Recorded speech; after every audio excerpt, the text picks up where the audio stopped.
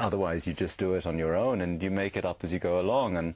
And even that when you see him at the beginning, he's a silver prospector, but then the whole oil thing, you know, before you get into the industrialization of oil production, it's really just the process of scooping it out of the ground, where it emerges naturally into pools with buckets and saucepans and, you know, so... What's interesting about the movie, we'll see a little bit of this in a moment, you know, you really want to capture that feeling of labor and of physicality, yes? Mm-hmm. Tell me how you saw that. And how, you know? Well, it was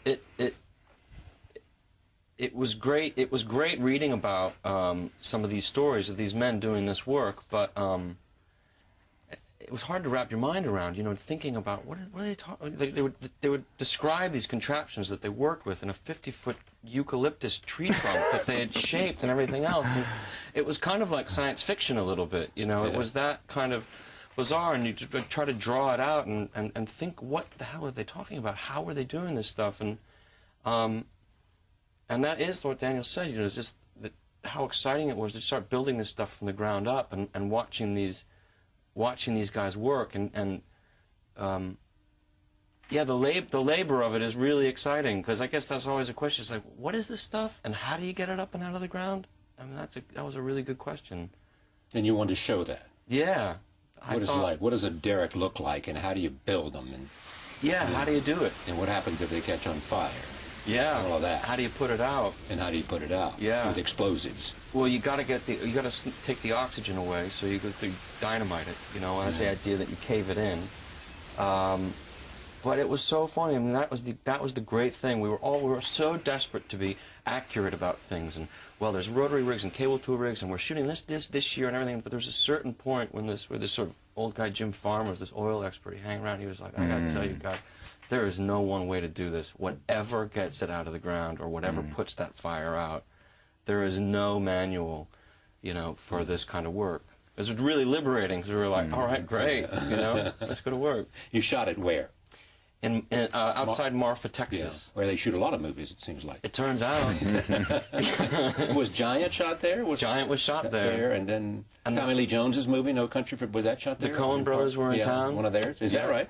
Well, the town wasn't big enough for the both of us. That's not a two-crew town. No. Tell me who Daniel is, this character that drives this movie. Oh, boy. Where would I begin? Well, anywhere. Just, you know... Well, I'm kind of the worst person to ask, in a way, because you're kind of inviting me to objectify him in a way that I haven't even begun to try and do. Yet. No, not yet. But I suppose, to put it another way, he'd have in common the experience of having to transform himself from the savagery of everyday life as a kind of bottom feeder prospector who's going to try and get just enough crude ore out of one hole in the ground to maybe get himself another lease in which he might find a little bit more, and gradually sort of build his way towards this unimaginable wealth that was promised to them all. But those that were lucky enough, those that weren't broken and beaten by the experience, and they were lucky enough to make some money, they transformed themselves from savages into showmen, in a way. He's like a showman. You know, he's got his snakebite remedy, and he's going to sell that whatever way he can from town to town.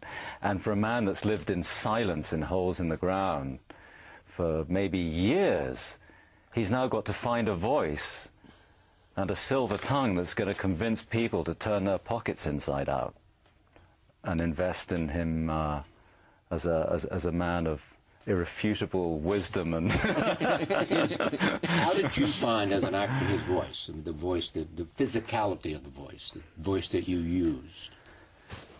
Well, luckily for me, there are no recordings from the period, so no one can say for sure that they just didn't talk like that. So that left me with the imagination and freedom, and we listened to quite a lot of recordings, which Paul managed to find for me from the Dust Bowl years, some from Oklahoma, some from Fond du Lac, where Plainview came from, and I couldn't really find anything in those, except maybe just a clue here and there. But over a period of time, I began to, when you were asking me about how, I like things to take time because, again, I like to kid myself into thinking that I can hear that voice before I try and make the sound of it. That I can hear it, as we can sometimes hear our own voices before we speak. And then there's the problem of trying to let it out. Well, is it easier to find it in your head, or is it easier to duplicate what you hear? Well, it begins with hearing it, and then, yeah, it's not always a straightforward thing to, because sometimes when it comes out of your mouth, I made lots of little recordings for Paul. You send them off to him? On tapes that conform to no known formats whatsoever. How was it to watch him create a character that you had written? Because you said an amazing thing. He doesn't want me to flatter him, and I won't too much, but it is the notion of, some people say, how does he do it? And you said, how could you not do it that way? Mm-hmm. Well, the good thing, quite honestly, is that the majority of the work that Daniel and I did was long distance. So it's He's in Ireland, you're in L.A. Yeah, and so it's still a bit of a mystery to me. And I don't really want to know exactly what he was up to in his room late at night, with his tape recorder. Or with his tools. With his tools, yeah. Because I don't want to peek behind the curtain, really. I want to know a little bit. I want to be there to provide for him and collaborate with him and talk. Yeah, but you must have talked about it a lot. Yeah. I mean, you had a chance to collaborate, and it is legendary how he prepares for a role. He's talked about it. And yet, he has said about his own approach to acting that this character had a fever for money and gold and oil and success. And you shared with him the fever you had for acting. Right? Yes. Yeah, yes, I'm not sure if the fever is for acting or the fever is really just for... I suppose that's what it comes down to. But what else would it be? The idea of exploring the world through with an entirely different experience to your own, which doesn't automatically mean that you have to make a film or create a piece of theatre to do that. It's the most obvious way to do it. But the curiosity, it sustained me so happily for the 2 years that we were working together and throughout the period of shooting, and certainly didn't then kind of shut off like a faucet the moment we stopped working. It's still there working away in a way. The work becomes an end in itself, and I think that's also true of if you compare that fever to the fever of prospecting, that those guys that thought they knew what they were after, which is the vast mansion on the Pacific coast, by the time they had accumulated enough wealth to build that pyramid for themselves, the work was actually an end in itself. The fever was the thing that they lived for. Mm. The process. Yes, absolutely, regardless of who's a witness to it or to what extent you can display the rewards of that life in any visible way. In creating the film,